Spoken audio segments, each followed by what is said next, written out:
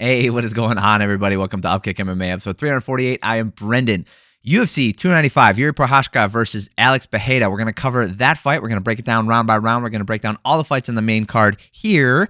Subscribe to the channel if you like this kind of stuff. That way you know the next video is coming out. Let's get into the fights because we got a lot to talk about. There are two title fights, a lot of implications. Let's get into it. All right. This one ended relatively anticlimactically, I would say. I think that's pretty uniform. I'll leave this to the end. Let's break down the fight first. So this is for the vacant light heavyweight belt.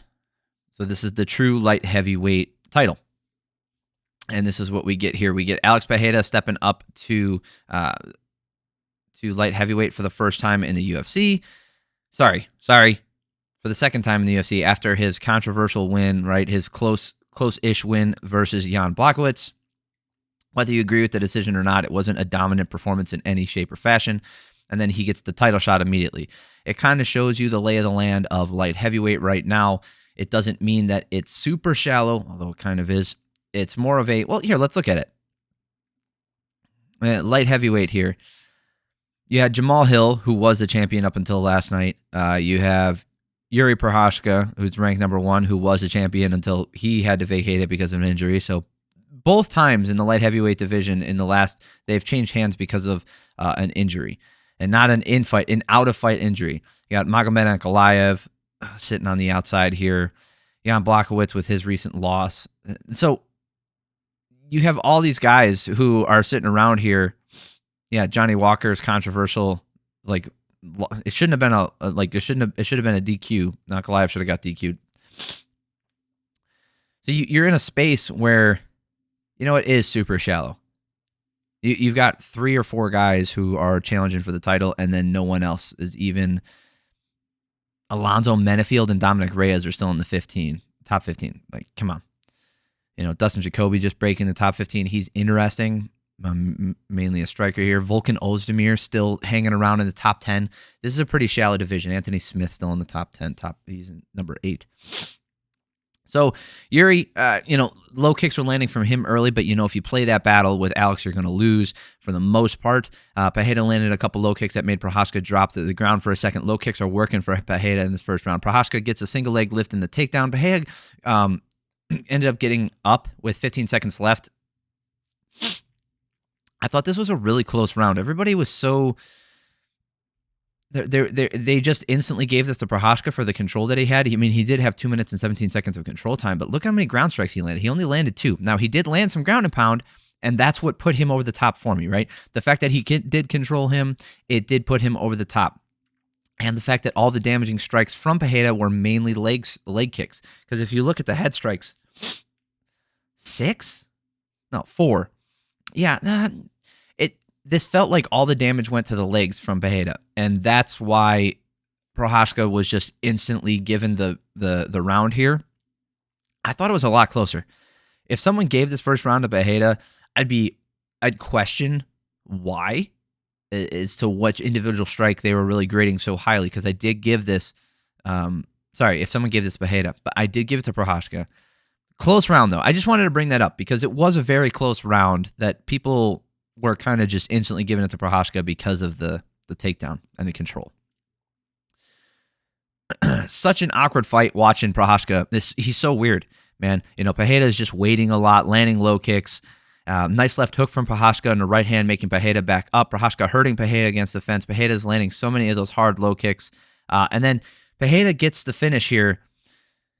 Procházka moves in. There's a hook that staggers Procházka. Procházka goes in for a takedown, and then Pereira starts landing a multitude of hammer fists and elbows, both to the side of the head and the back of the. Let's call a spade here.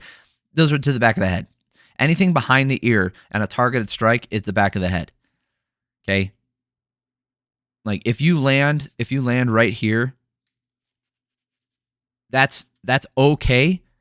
Especially if it's in transition. But if they're targeted strikes repeatedly and you don't they tell you, catch the ear. And some of those strikes were not catching the ear. They were targeted strikes, and a lot of them were to the back of the head. Okay, that's never going to get called in the heat of the moment, right? Because they want to give the benefit of the doubt to the guy doing it. We saw it took, I don't know how many warnings, 4 or 5 warnings for that other Australian cat to get DQ'd for doing this about a month ago. It's not that it can't happen. It does happen. It's just, it's unreal that we're in a situation where that rule never gets enforced. It's so weird. But anyway, Procházka drops down. He's obviously hurt in this moment, and he realizes he's in a bad position, can't force himself forward, rolls to his back, pulls Pereira over him, and then immediately Mark Goddard's in to stop the fight. Horrible, horrible stoppage. There is no excuse for this one, right? He better hang his hat on the fact that like Pereira was in an advantageous position at least when he stepped in there, because there is nothing else that he can explain away. He was instantly defending himself when the fight was stopped. He turned over to his knees and stood right up. And then, so let's talk about what Procházka said afterwards, because it directly relates here. So in his post-fight interview, he was asked, "Do you think it was a good stoppage?" And he said, "I was out, but you know me, I'm not going to quit. So I think it was, in the moment, it was good." So he said the same thing against Dominic Reyes, right, where he was out, but he kept fighting. I think there's a translation problem here. When he says out, I don't think he means like he's out cold or not there at all. Like most people in the English-speaking world over here, where English is our primary language, if you hear those fighters talk about it, they say they're really rocked or they can't remember what happened. It doesn't mean they were out, right? We wouldn't say that. We wouldn't say like, "Oh, I don't remember what happened. Oh, so you were out?" No, you'd say, "Oh, you were rocked really bad and you didn't know where you were." It doesn't mean you're out. And he clearly had the wherewithal to stand right back up. He knew he was defending himself. That's a bad stoppage. Horrible stoppage. But because it's a title fight, now all of a sudden Alex Pereira is the light heavyweight champion. And who does he call out? Through this long-winded explanation, he calls out Adesanya. Now, a couple of problems with this. One, we have Jamal Hill, who's was recovering from injury. He should be ready to go, especially in 3 more months. He's going to be fighting for a title. He had to vacate his title to these guys because of the injury. So it's not like he lost a fight. So he's first in line, obviously. Then you've got a bunch of other light heavyweights who, with one win or even at the moment, could fight for a title. Right? Like I said, there's only 4 or 5 who are really contenders, but there's a bunch who are like, it could be on a win streak and then with one win, throw themselves in the title picture. You know what I mean? So there's that. And then the weirdest thing is he says, I'm hoping that it was a rough translation, but based off of how specific he was as far as what the translator was saying, I think he got this, he got the gist and the details right. He said, "I'm not going to make this, I'm not going to do what he did to me and make him fight 3 fights before he fights me." Adesanya didn't make him fight 3 fights. That's the UFC.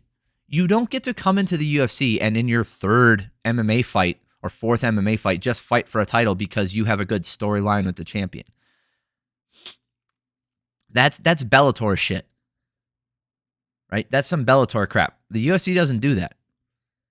And to be honest, like there's a lot of people, including me, I'll just talk about myself here. I think he was gifted the title shot. He was given some not mediocre talent, some talented guys, but guys who weren't in the title picture. Rightfully so. He just came into the UFC. But then immediately gets catapulted up into title contention and through 3 victories is already fighting for a title.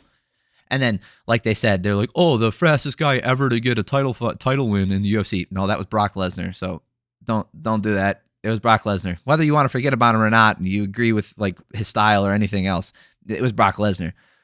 So Jiri Procházka, like the fact that he said, "Oh, I was out," a lot of people are gonna point to that and say, "Oh, this was a good stoppage." It was not. Go back and watch it.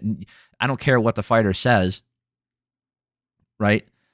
Especially in the moment. Because Jan Blachowicz, when he was grilled by Joe Rogan that one time, he was like, "Oh, yeah, I guess it was okay. And, oh, maybe just give him the title then," since he's basically saying, like, give him the title. He obviously, whatever. And then afterwards, he was like, It's like, no, I won that fight against Ankalaev. So, what a fighter says, like post-fight and what should be held accountable for and a lot of the stuff. Just look at what happened in the fight, and would you say that it was a good stoppage? Let me know what you guys thought. I don't think it was a good stoppage. I know there's this MMA crowd that is all over Pereira's nuts, and they love everything the guy does. Like I was never a fan of how they approached him and gave him the style. Like I don't like when the UFC gives people the easy road to the title, regardless of their storyline. I don't like that stuff. I feel like you are overlooking a lot of fighters who have been working their ass off. I don't like it when people I don't like when the UFC chooses story over talent, which is not the case here, right? Pereira, he obviously won the title, but would he have gotten to the title if he had to go through the gauntlet of middleweight like everyone else does? He got to skip Robert Whittaker. Even what's his face? Dricus du Plessis had to fight Whittaker, and he beat him.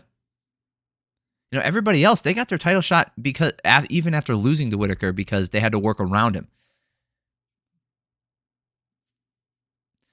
Anyway, it's horrible. It's always bad when you have a stoppage like this that exchanges. Then when a title exchanges hands, it's even worse that this was a vacant title, and you basically have to give someone it.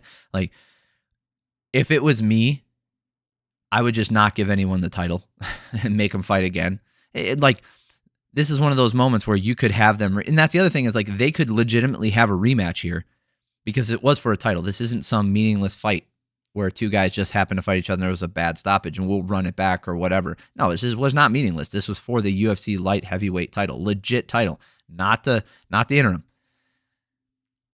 So Procházka, Jamal Hill, Ankalaev, they're all in this, and like even frickin' Blachowicz. Again, controversial win for Pereira in there. We can move on. I don't think we're going to have anything productive from here. All right, let's talk about what I would consider the actual heavyweight title here. Tom Aspinall taking on Sergei Pavlovich. What a performance by Tom Aspinall on short notice, huh? First round, getting it done. Aspinall overextends on a right hand early on, and Pavlovich lands a nice left hand that staggered him. Aspinall looked good, took the power well. Pavlovich obviously didn't wind up with that shot, but Pavlovich has some power in those hands.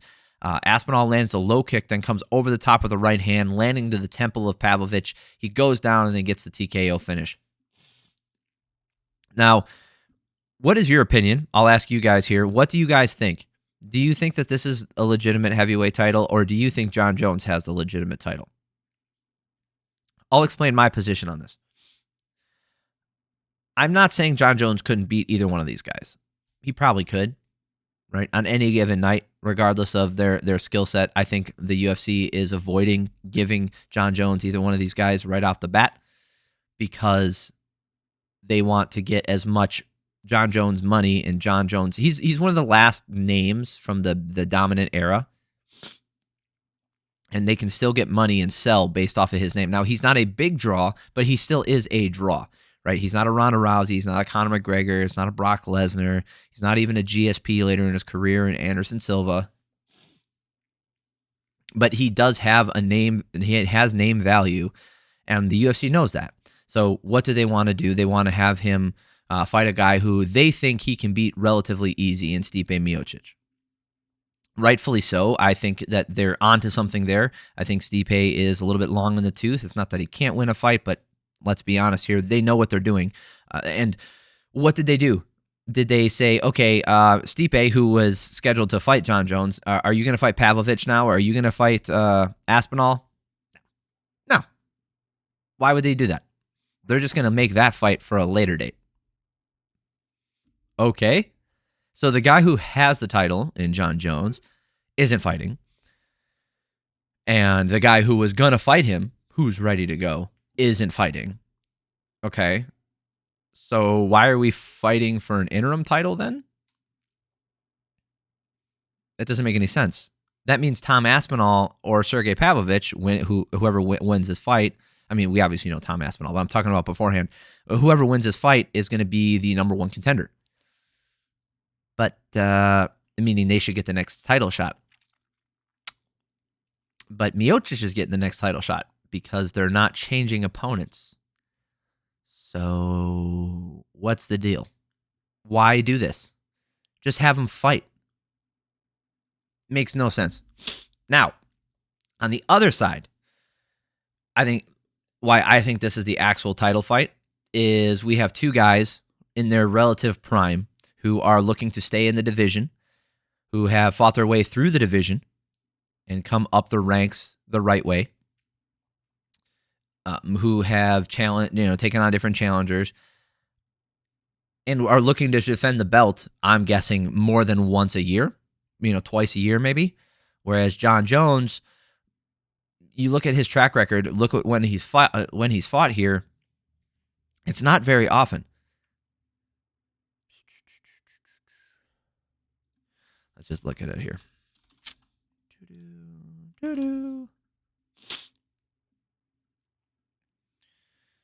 All right.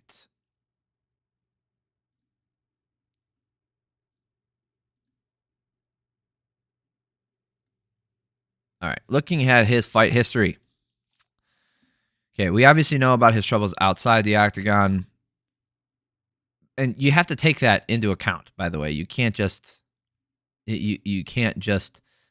hand wave that. So let's go since 2016, right? The last 7 years here. So he fought OSP. He gets that horrible performance win over him in 2016 in April. Then over a year later, he fights Daniel Cormier and gets disqualified for cheating, taking PEDs.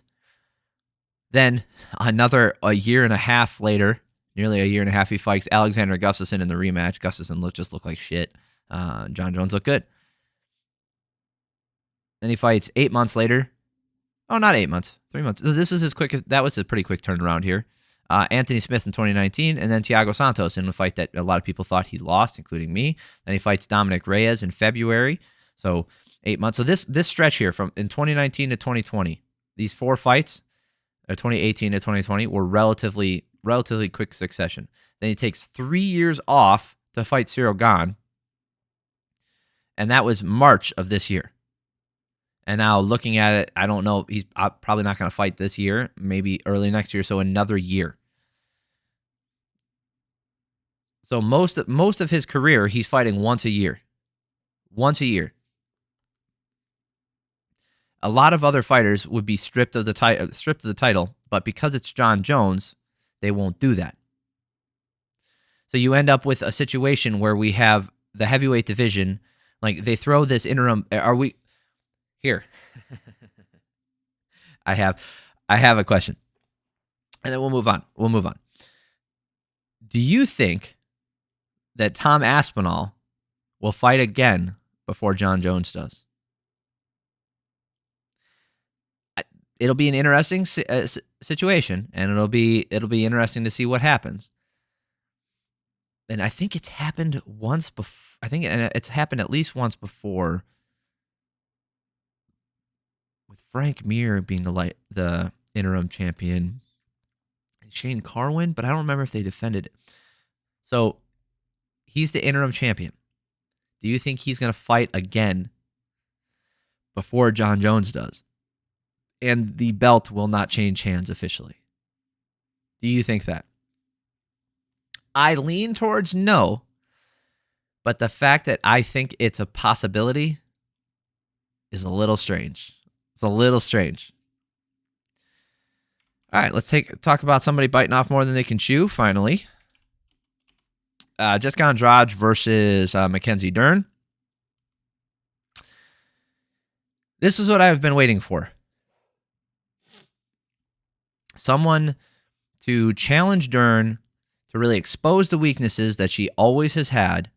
She did clear them up relatively recently, but, with Jason Perillo, and I thought, she looked better, but she still has those same weaknesses. And finally, somebody exposes them and shows, again, I would say again, she's been exposed before in fights where she squeaks by and gets a split decision win. But finally, the commentary team, it's undeniable, unquestionable, and they can't tiptoe around it. They have to call what they see and call what we all see. Dern she used his head and arm throw. I freaking hate this throw. I cannot believe that it still works in women's MMA. It's unbelievable to me. It didn't work in this situation, but it's unreal. Andrade is landing hard low kicks. Dern's landing a bit, but still pretty sloppy. Dern gets aggressive and lands a couple, but takes a left hook to the chin and gets knocked down for a second. The lead leg of Dern has taken some real damage. Dern failing on another takedown attempt despite a really good entry, not able to get the takedown. Andrade ends the round landing a hard right hand and then puts Dern on her ass. 10-9 for Andrade. She did get outlanded. She did outland her by 3 strikes, but that is not the biggest thing here. So Dern did a good job landing strikes, is 27-24 in favor of Andrade, but it's just the power, the precision, and the damage that was coming back her way that she wasn't able to handle. And she's not moving her head off the center line. Does it more in the second round here. Dern was wading in with her punches, not moving her head off the center. Dern desperate for a takedown at times and just is not working. Andrade landing a left hook that drops Dern again in the clinch. Dern throwing stupid against the fence, looking horrible. Like we're talking about, second day of boxing class horrible. Dern's just taking big shots from Andrade. Dern lands a right hand that staggers Andrade for a second, which was crazy. He was like, oh, crap, here it goes. She's going to find a way to get to the ground and get a submission. Andrade fires back, and Dern goes down yet again. She waves her back up to her feet and then puts her down with the right hand, and it's over. Dern's been given a lot of opportunity in the UFC. She's shown where she sits in the divisions in general. I think, her split decision wins. Her split decision win over Tecia Torres was baloney. Obviously, Tecia Torres clearly won that fight. It's ridiculous. She had a split decision win against Ashley Yoder in her UFC debut. But she's been given, the Nina Nunes fight was weird. I can't believe she fought. Like they just threw her to her. That was crazy. But no, she got smoked by Marina Rodriguez, beat by Tecia Torres, loses to Yan Xiaonan in a majority decision, which was weird. Again, like somebody trying to give her the freaking fight, call it that way. It's ridiculous. Has a really good performance against Angela Hill. I don't know. I think that's one of those fights that's almost tailor made for Dern style because Angela Hill she's a volume striker, not a power striker. So, her grappling ability just isn't on par. She can't stop the takedowns as easy. So it's tailor-made for Dern to show off, right? She can land big, powerful shots. She can swing hard, and Hill can't really punish her without just overwhelming with volume. Tailor-made to look good for Dern. And then she comes back in this fight, in a fight where, I've been calling for years. I was like, they keep talking about how good she is and how she needs to fight for a title and this and that. And I was like, okay, good. Give her to the gatekeeper. Give her to Andrade. See how she handles it. If she can get past Andrade, she deserves a title shot. This would have happened years ago. It happened tonight. I think it'll happen again until Andrade is too old to fight. I think, based off of what we've seen from Mackenzie Dern, she's still sloppy with the striking, and she looks for Hail Mary stuff. And, if she grabs a hold of you and can get you on the ground and hold you there, she can obviously get the finish. But unless she does that, we're talking about mediocre striking with good power, because she does have good power, right? There's a way she loops and she swings her whole body into things. When she lands on you, she can do some real damage. This video is getting long. Matt Frevola versus Benoit Saint-Denis. Woohoo! God, this guy's good, huh? Can't say it anymore. I don't want to hear it. I don't want to hear it. I know Matt Frevola has his weaknesses, but he's been on a tear lately, and Benoit Saint-Denis just overwhelmed him. Saint-Denis landed some really nice low kicks. Saint-Denis went for a guillotine, and Frevola slips out and ended up on top. Saint-Denis sweeps, and then Frevola slips out yet again, gets the lift and slam. And then Saint-Denis lands a kick as they circle the cage right on the chin, and it's all over. Good grief. Dude, Saint-Denis' pressure is what is winning him fights. He's really good. He's on a 5-fight win streak, all finishes. The only person who has a longer finish streak than him, oh man, because the other finish streak, somebody else has 5. It's Shavkat has 5 finishes, but I forget who has 6. But this kid's for real. Kid. I mean, he is, relatively young. But Nicholas Stoltz, Gabriel Miranda, okay. Ismael Bonfim, now that's a good win. Thiago Moises, that's a really good win. And Matt Frevola on his recent tear. All finishes, right? He's not squeaking by. He's not sitting there trying to eke out wins. He's not playing it safe in any way, shape, or form. This dude's a real deal. Do I think he has weaknesses in his game? Absolutely. Do I think he can go up and take out Islam the way he's been taking out everybody else? Absolutely not. But I think with another step up in competition, fighting, the lightweight mainstays here, fighting someone like he called out Gagey, called out Poirier, but these guys here, right? The Oliveira, the Gagey, the Poirier, the Dariush, the Chandler. I don't know if I'd give him Gamrot, but actually, well, the thing is, like, those guys are higher ranking. I understand that, but man, you throw him against anybody here in the top 15 other than Drew Dober, I think, because Matt Frevola was ranked 14. Put him against someone in the top 10, a Dan Hooker. That's a good fight. Arman Saryukin's a good one. Rafael Fiziev, I guess, or Rafael Fiziev. Good fights, all good fights. I think it'll be a good test of his skills to see what he looks like in the top of the division. So I'd be excited for any of those. Man, the guy looks good. All right. First fight on the main card. Diego Lopes. Diego Lopez. All right. Diego Lopez taking on Pat Sabatini. This one, Diego Lopez has just looked fantastic. He looks so good. And it's not like it's not that he gets lucky. He doesn't get lucky. He puts himself in positions to win, and you better play perfect against him because he will punish you. Right? Sabatini landed some nice low kicks. Sabatini was landing a nice right hand that staggered Lopez for a second here, but then Lopez defends a takedown and lands a hard right hand on the break, and then Sabatini's wobbled and it's all over because he follows up with, it's just, you can't make mistakes. You need to mind your P's and Q's the entire fight against him, and that's a dangerous proposition. Like, that means you need to be on your game the whole time. I want to see him step up in competition. He is really freaking good. He's dangerous from everywhere. He's got good power, great submission skills, great grappling. I want to see what he looks like in the upper echelon of the division. I think he can get stepped up pretty quick. Crazy good. All right, that's it for the main card. If you're looking for the prelims, that'll be in the next video. I might cover the prelims and the early prelims in a separate video. I don't know. I might put them together. All right, I hope you guys have an amazing week. If you guys like this kind of stuff, subscribe to the channel. That way you know the next video is coming up. Hit the like button. I'd appreciate that. Love y'all. Have an amazing week.